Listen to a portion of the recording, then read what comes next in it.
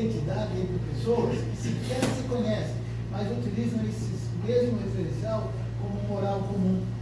Nós vemos isso agora no Facebook, né? Você nem conhece a pessoa, mas a pessoa escreve alguma coisa lá moralmente bem, você acaba curtindo, like, aquela coisa toda, e você vê, não conhece as pessoas, mas mesmo assim são moralmente amigos, né? Mesmo com a distância. Por quê? Porque ele tem as suas regras lá, nós temos a nossa aqui, e assim, juntando os dois, tanto moralmente lá na França, ou na Inglaterra, ou no Brasil, e está de acordo.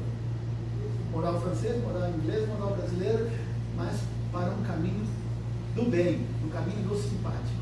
Então, nós criamos uma forma de seguir as regras. Então, você quer ser moral? Você quer ter moral com alguém? Siga as regras. Faça as coisas certas. O FATEC deu 3 anos, esses 3 anos vocês tiveram regras. Vocês chegaram aqui porque vocês têm moral. Vocês seguiram as regras. Né? E agora vocês vão sair daqui para a vida real, vão trabalhar e lá vocês vão seguir a regra. Aí vocês estarão moralmente bem. Né? Passa a ter uma ética boa ou mal, vai depender de cada um depois. Né?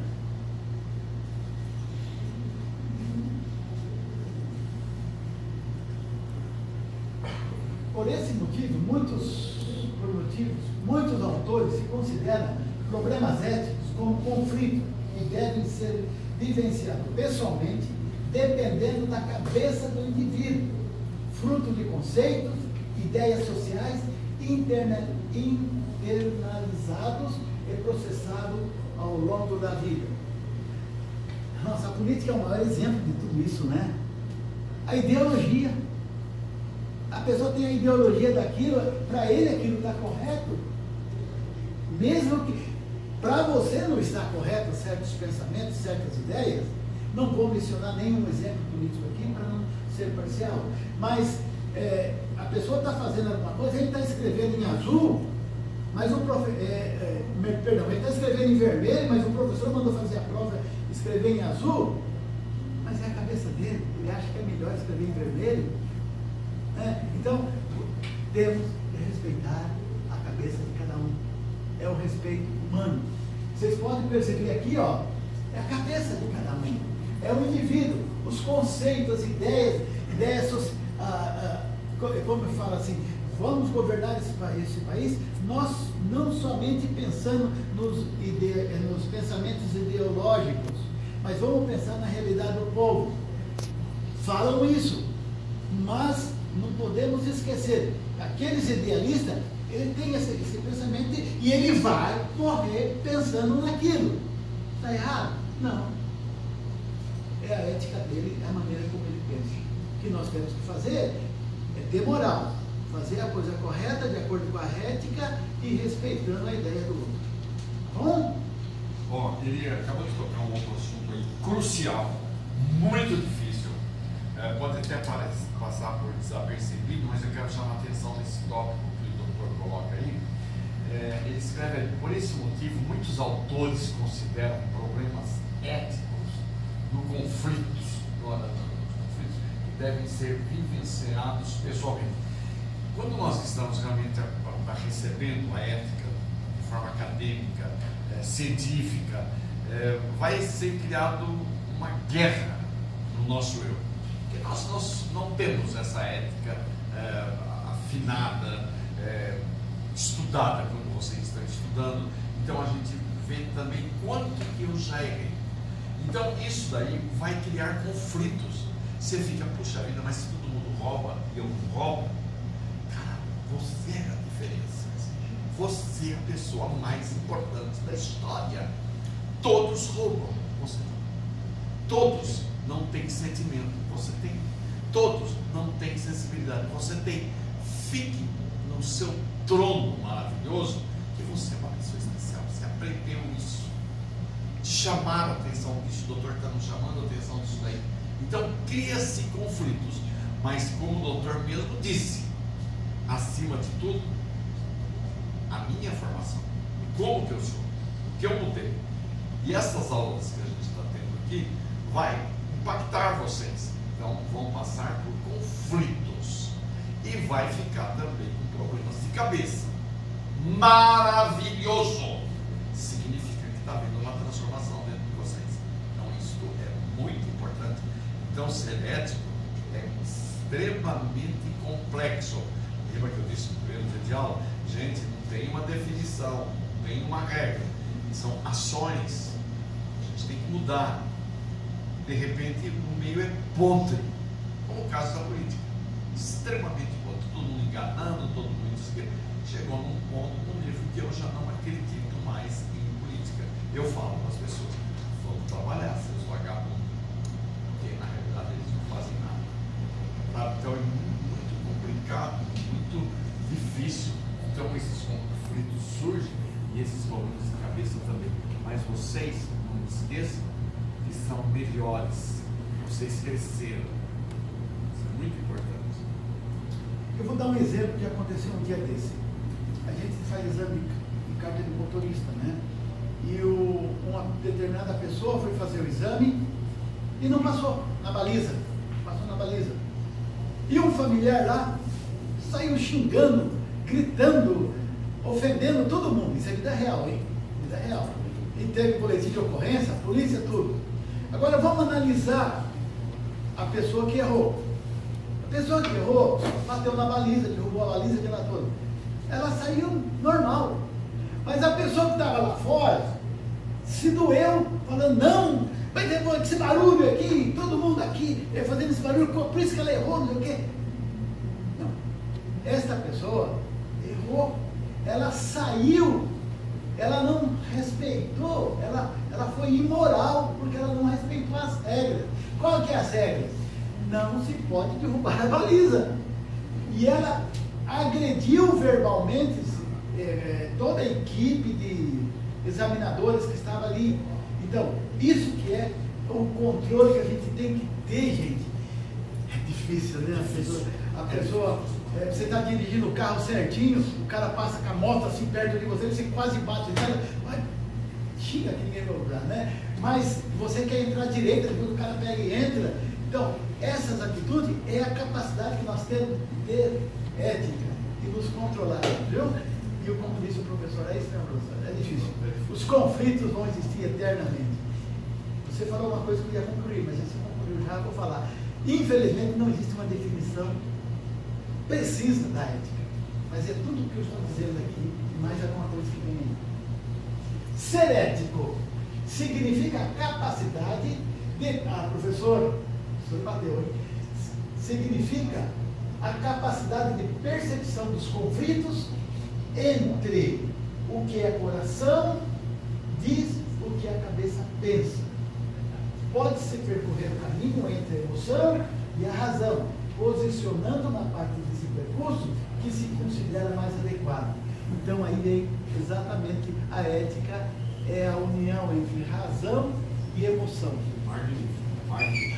É exatamente isso que nós falamos. E nós vamos ter conflito a vida toda a gente tem. Vocês terão com seus amigos profissionais, como eu tenho com meus colegas médicos. A gente dá uma prescrição, o colega acha que não, e depois você acaba conversando numa reunião médica. Eu vou contar um segredo para vocês, é ético mesmo. É uma discussão, cada um fala uma coisa, vocês imaginam como é uma reunião de médicos, é complicado. Então, a ética ali torna-se difícil. Agora, veja bem esse desenho aqui. Vamos colocar o governo aqui. O governo está pensando aonde que ele vai aplicar o dinheiro dele.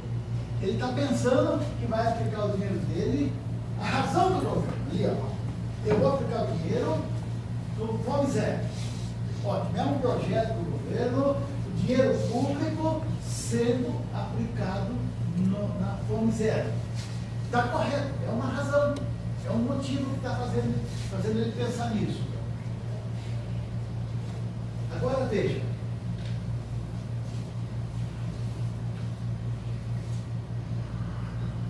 Alguém está levando esse dinheiro para outro lugar. A emoção de ir, não usar o dinheiro para o Fome Zero.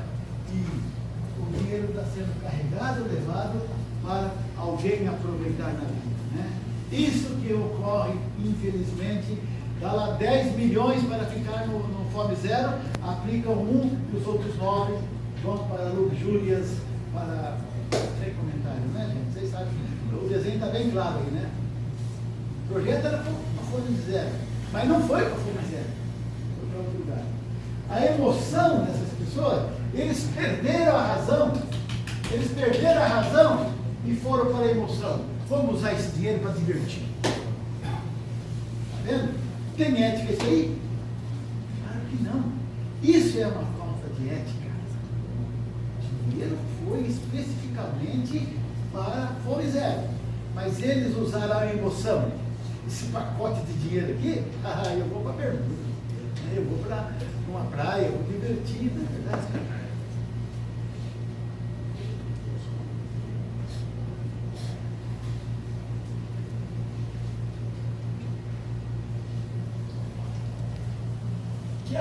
Que atitude você considerou mais ética?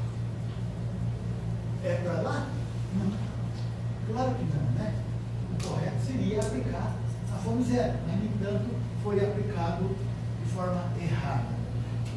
Gente, isso daí é o que ocorre, infelizmente. É duro que é feito tão bem feito que é difícil provar, né? Por isso que o Ministério Público está correndo atrás para provar e começa. Então, mas infelizmente é isso que é ética. Esse exemplo foi bacana, que a doutora Patrícia até colocou aí, foi no sentido de que nós estamos vendo dinheiro para uma coisa e acaba sendo aplicado para outra, mas para interesse pessoal. Então, a razão não foi utilizada.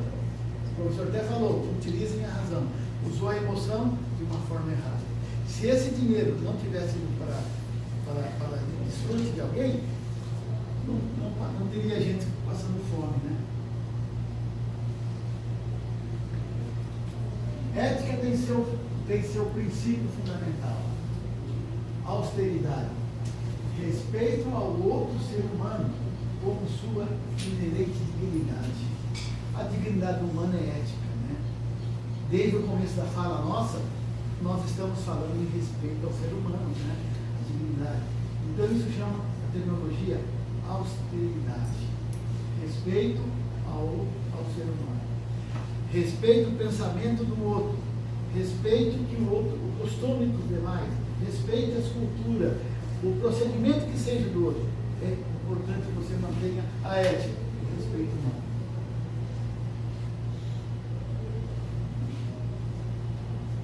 Existe um paradigma técnico e um paradigma ético.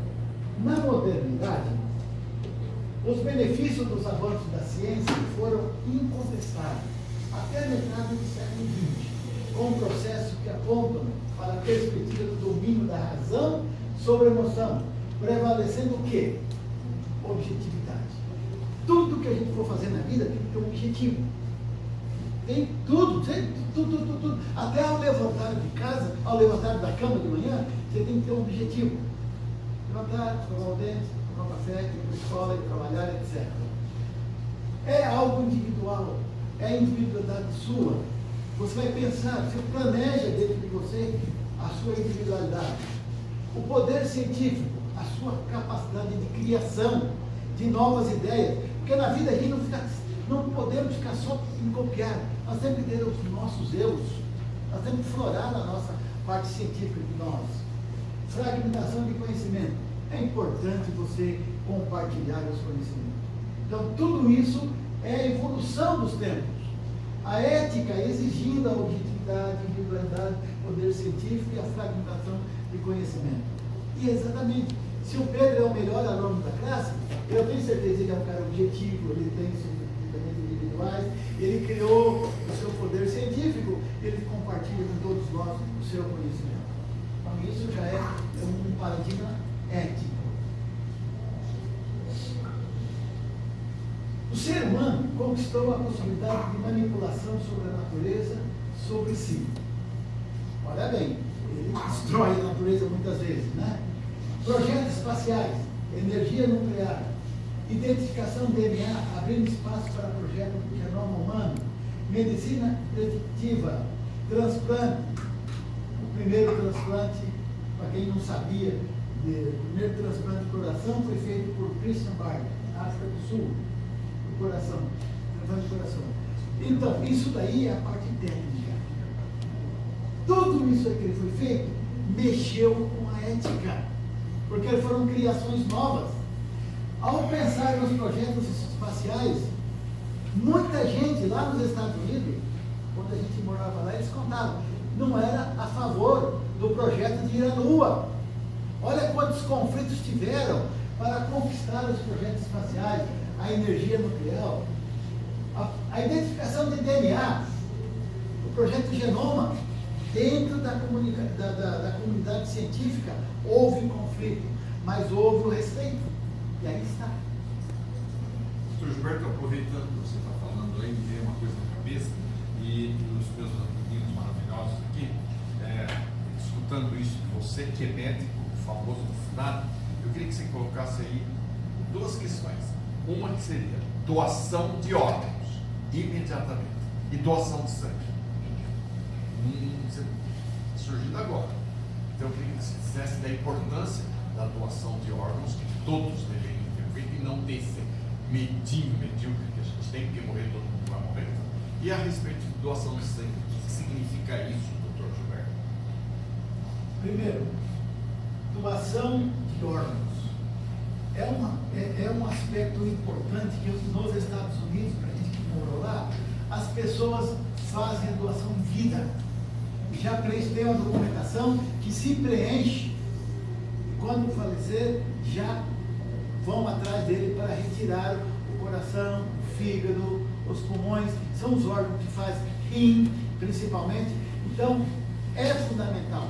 Muitas vezes a pessoa não é muito jovem, mas sofre um acidente, ele tem a morte cerebral, mas o órgão está vivo ainda, o órgão funciona.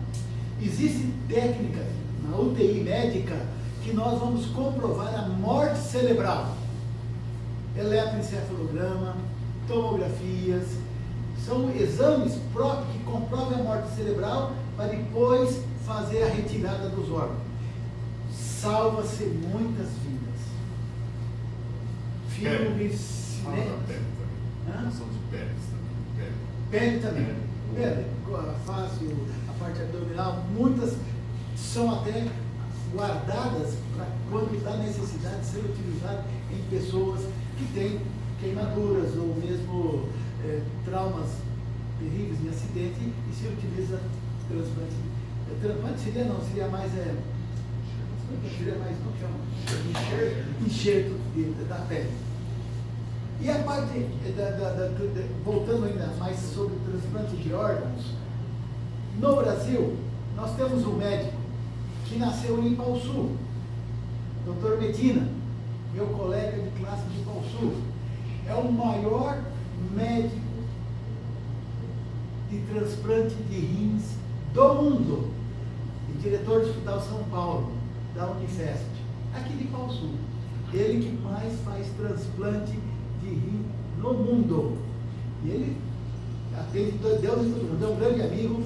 Podemos, o Granja é uma pessoa fabulosa, podemos um dia trazer ele aqui também. E normalmente ele está no sábado. Você está convidado a convidar. Porque ele é uma sumidade. Simples, humilde. Posso fazer só um comentário? Meu pai fez transplante de rim lá no Hospital do Rim de São Paulo. E foi o primeiro dia que tratou o transplante dele. Até hoje ele vai, a cada 3 em 3 meses ele vai para São Paulo. Tipo assim, a equipe toda muito atenciosa, é um dos melhores hospitais que tem. Dá licença, isso me reforça. Eu vou pedir para você convidá-lo, e a gente suspende quem for falar, lembra disso, e você também vai ligar para ele.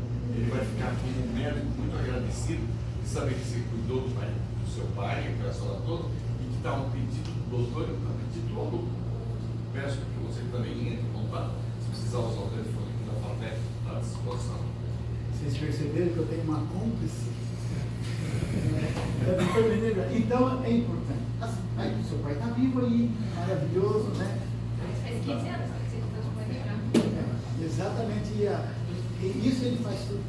Nós estamos aqui conversando, no sábado ele está fazendo transplante, no domingo, não tem hora. Essas pessoas nasceram para fazer essas coisas. Então eu acredito que na profissão de vocês é a mesma coisa. Quando vocês entram num projeto ali, você nem vai comer, dá tempo, nem pensa em comer, né? E o mais simples de todos é doação de sangue. O doador de sangue leva duas vantagens. Quem doa já se faz todos os exames infecto-contagioso para ver se não tem algum problema. Talvez na vida, uma hepatite, uma sífilis, uma doença viral do sangue é detectado no exame antes de fazer a doação. Dia após dia. Nós estamos aqui conversando, em algum lugar desse mundo, alguém está precisando de sangue. É acidente de carro, automobilístico, anemias crônicas, anemias por causa de câncer. Então as pessoas estão realmente necessitando de sangue todas as horas. Final de semana, então, vocês nem imaginem. Vá ao hospital, banco de sangue de Ourinhos, e olha na geladeira. Às vezes tem meia dúzia de bolsas de sangue. É um desespero só. Chega-se deitado no pronto-socorro e não tem sangue. Então eu recomendo, jovens como vocês, façam suas doações, doa sangue, porque vocês vão salvar vidas. Ou seja, por uma doença traumática, ou mesmo por uma doença de câncer, uma doença hematológica, um transplante de medula, alguma coisa precisa de sangue de urgência. Independente do tipo de sangue, faça a doação, que vocês vão salvar a vida, com certeza.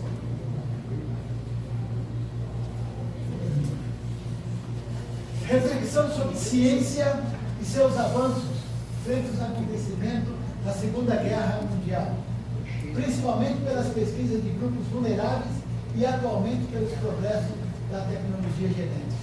O que a gente fica preocupado, fica ainda, são as pesquisas técnicas e científicas que existem pessoas que não concordam. Mesmo as ciências com animais, pesquisas com animais de laboratório, há quem que não aceita. Então nós temos ainda que trabalhar em cima de orientações nesse sentido. Por isso esse capítulo, esse paradigma técnico, paradigma ético, é muito difícil. Quando vocês estiverem em grandes universidades, os pesquisadores pensam 1000 vezes para não serem processados, para não até serem presos por alguma pesquisa que utiliza animais, utiliza ser humano. Sempre se eu converso com o Pedro e faço a coleta de sangue dele e não falo para ele por que eu vou usar o sangue, eu acabo sendo antiético, porque eu vou usar o sangue dele para pesquisar o genoma genético, para ver o que aconteceu, da onde ele veio, né? Se ele não concordar, e a gente sabe que ele tem um fator importante que vai salvar muita gente, mas ainda nós confrontamos muito com a técnica, o paradigma técnico e o ético é muito pesado. Quer um exemplo? Se alguém for da religião aqui, eu vou mencionar, você pode concordar, aqui não pode doar sangue, testemunho de Jeová. É para nós médicos uma situação difícil. A pessoa está lá com 5 de hemoglobina, está provando A mais B, se não fizer transfusão de sangue, morre. Aí entra o paradigma técnico e ético. O que nós médicos temos que fazer? Temos que respeitar a vontade, mas nós temos que salvar a vida. É um conflito, meus amigos, muito sério, e isso tem no dia a dia dos hospitais. Esta reflexão resultou que, na criação de órgãos, conselhos, proteção de direitos fundamentais, a ONU criou a Declaração Universal de Direitos Humanos, a Unesco, Declaração Universal sobre o Genoma Humano e Direitos Humanos, a Comissão de Belmonte, relatório criando princípios bioéticos para representar o resgate e respeito à diferença e à proteção de vulnerabilidade. Então, depois que toda essa questão de ética, aí no mundo atual foram criando conselhos, grupos internacionais, congressos, que vocês estão vendo. Pode falar. É uma situação real, assim. Não sei se tão grave, mas assim, uma pessoa que eu conheço trabalha no hospital, ela é mãe.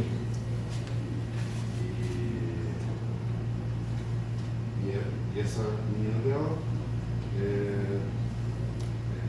participa de uma creche. E ela, por trabalhar no hospital, ela sabe que uma outra criança tem uma doença que, dependendo da interação, se tiver machucado, se a criança morre, isso aqui, pode afetar uma terceira. Contaminar. Uma terceira. O que é mais acertado a se fazer? Ela tem essa informação. Ela sabe que isso pode afetar outras pessoas. Desculpa, de colocar no... Mas assim, a gente veio discutindo isso.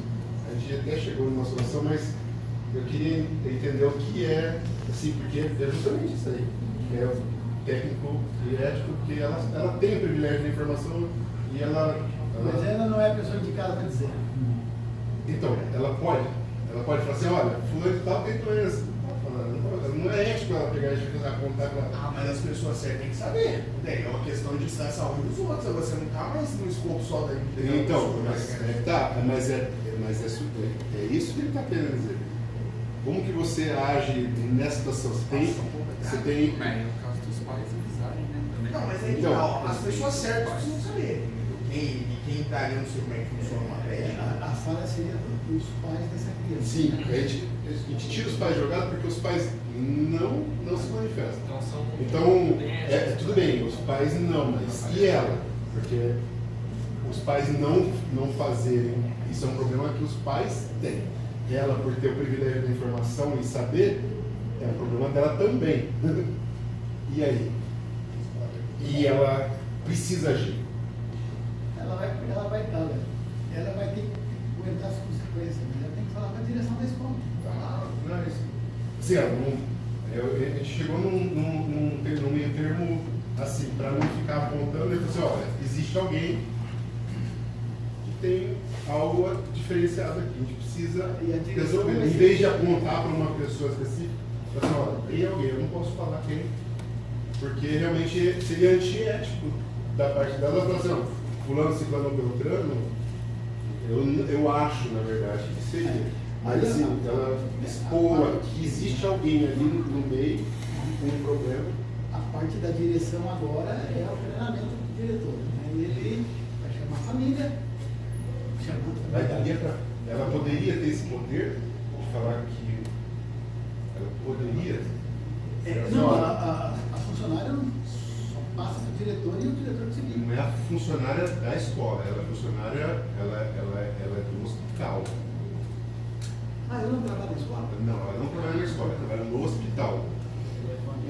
Desculpa, eu entendi que trabalha também. Tá, desculpa, não, ela trabalha no hospital. Entendeu a complicação desse negócio? Ela tem essa informação porque ela trabalha lá no hospital. Isso nós passa o dia a dia. O cara tem HIV positivo e não fala. Exatamente. A mulher tem HIV positivo e não fala. E vai transmitindo para Deus e todo mundo. Esse vai ser um outro problema de conflito que nós vamos ter. Você não pode intervir, ela não pode intervir em nada. Porque quem que teria que intervir? O médico. O médico passou para a família. Agora, se a família omite. O médico tem esse direito de divulgar essa informação, não, né? Não, por isso, exatamente. Ele vem comigo, está na gonorreia e não vai contar para ninguém. Então, no caso dela, Coisa muito íntima, né? no caso dela, a mesma coisa. Ela, apesar de ela fazer parte da saúde e saber da informação, ela não poderia chegar e falar que assim, o que a gente chegou no meio termo, onde eu disse, existe uma pessoa, a gente não aponta qual é. A gente fala que existe uma possibilidade por essa pessoa existir ali no meio. É anônimo, né? Isso. A gente não sei se foi o mais correto, mas diante da preocupação dela com relação a filho, com relação aos demais naquele lugar, foi acho que a solução que a gente melhor encontrou. Deu resultado depois? Então, ainda não sei, eu não tive contato ainda. Olha, gente, ainda ficaria o dia todo falando. Você vê como a ética é complicada, é complexo, mas quantos minutos? 2 minutos, 2, 5 minutos? É, falta 10 para as 3. Então, mais uns 5 minutos. Então, 5 minutos você me interrompe, só para Tá. finalizar esse pensamento. Então, princípios bioéticos, uma justiça distributiva, beneficência, beneficência, não maledicência e autonomia. Então, o que é bioética? Nada mais é do que a união do bio, seria o ser humano, e a parte emocional. Os problemas mais comuns na bioética. Primeiro, nós temos que ver o direito dos pacientes. Então, o paciente tem seus direitos, meu Deus do céu. Então, ele tem direito a bom atendimento. Mas tudo começa no início de vida, né? Nós nascemos. Deveres para com que a geração futura cabe a nós. Pesquisa em seres humanos e animais. Direitos à saúde são os problemas mais comuns da bioética. Por isso que existe, professor Grande, existe essa matéria nova nas grandes universidades, já tem. Porque esse é o conflito de todos esses aspectos. Por que eu nasci? Eu estou doente, eu tenho que ter direito a ser atendido. Meu filho veio, é minha obrigação cuidá-lo. Né? Mas posso fazer pesquisa nos seres humanos e animais? Tem que ter ética para isso. Direitos à saúde, todos nós temos que ter direito à saúde, é constitucional. E o final de vida, vou falar para vocês uma coisa, o final de vida é aquele momento que nós estamos morrendo. Hoje existe levem isso para a sua casa de vocês vão estudar muito. Os seus avós, procure um médico que faça o trabalho, cuidados paliativos. Esta é a nova medicina. O doutor é especialista em geriatria. E junto da geriatria, eu sou especialista em geriatria. Então, junto da geriatria, a gente já faz cuidados paliativos. O que é cuidados paliativos? É o cuidado final de vida. A pessoa está morrendo, não há nada que fazer. O que acontece? Ele joga no canto e larga. Hoje não. Hoje, cuidados paliativos significa cuida, nem que seja tudo que eu falei hoje.